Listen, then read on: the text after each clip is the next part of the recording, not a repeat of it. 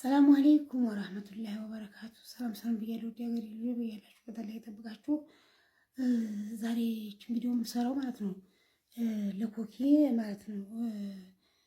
እሷ አላለችም። እሷ የምናውቃት እርዷቸው እያለች ቪዲዮ ሰርታ ቪዲዮዋ ማሻአላ ይታይላታል፣ ቫይራል ይወጣል። ስታስረዳን ነው የማውቀው እና ውስጧን ችግሯን የሚያውቁ አንዳንድ እህትና ወንድሞች የሚቀርቧት ውስጧን የሚያውቁ ንርዳት ችግር ላይ ነው ያለች ምናምን ብለው ወጥተው ማለት ነው። ለምን ትረዳለች ብላችሁ በተለይ ደግሞ የኛ ሙስሊም ልጆች ወላሂ ላዚም ምን ያረጋ ረሱል ሰለላሁ ዐለይሂ ወሰለም የቻለ ሀይር ይናገር ያልቻለ ዝም ይበል ብለዋል።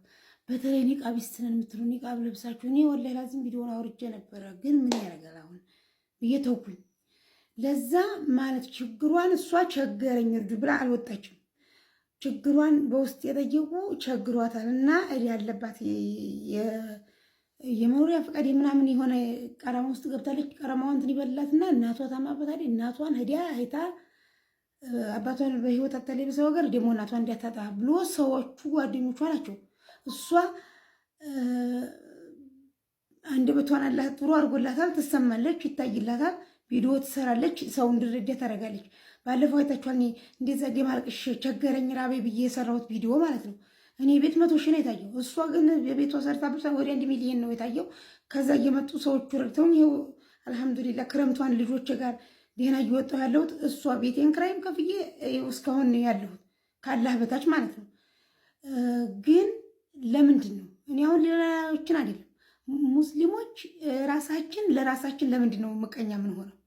ለምሳሌ ይቺ ልጅ ታስፈልገናል በእርግጠኝነት የሆነ ነገር እሷ በምትሰራው በእሷ ድምፅ ቪዲዮ እንኳ ዱዊት እያደረጉ የሚሰሩ ሰዎች እንኳ በጣም ነው የሚታይላችሁ በእሷ የሚሰሩ።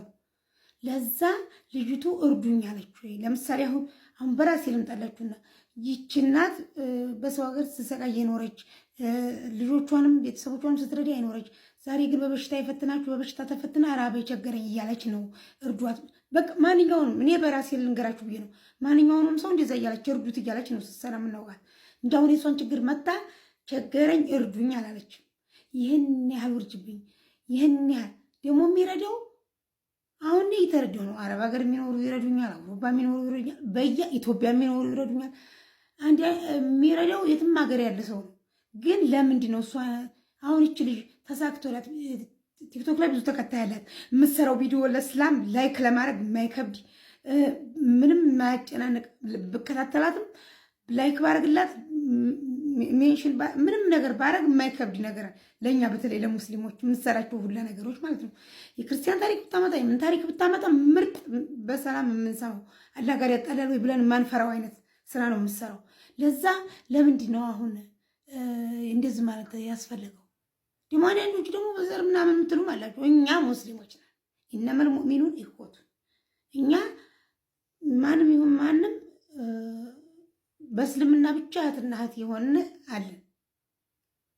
ለምን ነገ ቂያም ቀን በዘር አይደለም ሰው ተሰባስቦ ጀነት የሚገባው በእምነቱና አላህን በመፍራቱ ብቻ ነው።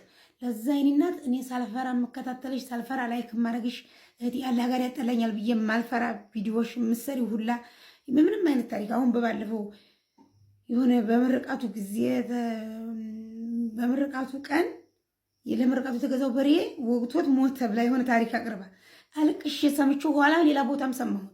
መጀመሪያ የሰማው ከሷል ምናት ብቻ እስላማዊ አድርጋ ታቀርበዋለች ምኑንም ነገር።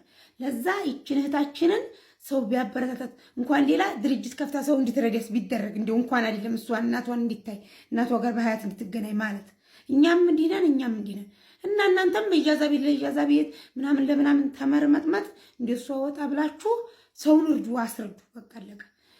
ብዙ እናውቃለን። አሁን አረብ ሀገር የሚኖሩ ሰዎች ጥሩ ጥሩ እየሰሩ ቤተሰቦቻቸው እያስተዳደሩ የሚኖሩ እንዳሉ ሁላ ደግሞ ለወንድ እየላኩ እየተበሉ ምንም ዝግባ የሚባል ነገር ሳያደርጉ የሚኖሩም አሉ። እናንተም ታውቁታላችሁ።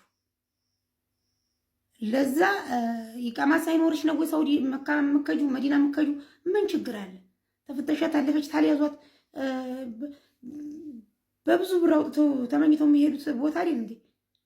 እዛው በዛው ነው ያለችው። እዛው ነው እዛው በእግሯ ሂድ ብትል በታክሲ ሂድ ብትል የምን አላኩልህ እናት ወይ ኮኪዬ እኔ እህትዋ ያሰብሽውን ሁሉ ያሳካልሽ።